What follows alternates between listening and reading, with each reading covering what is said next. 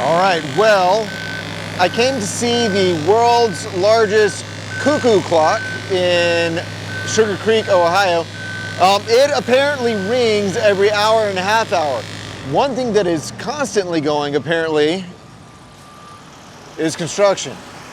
Now, I figured that I-35 in Austin and all the other roads in Austin were always under construction, but apparently that is another pandemic facing the US, is construction on every street in large town or small town USA, because they be working here. I digress. Here is what I believe is the world's largest cuckoo clock. Who knew? In Sugarcreek, Ohio. And then this street behind me is just full of really cool, kitschy buildings, stores. I mean, they've got some real cool antique places. I might be able to check some of those out. I mean, just look at the construction behind me.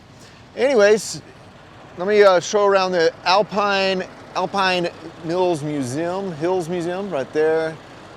Anyways, I'm going to do a little bit of exploring. This is pretty cool. Another shot at the clock. Maybe I'll hang around long enough for it to go cuckoo. And we'll see you in a second.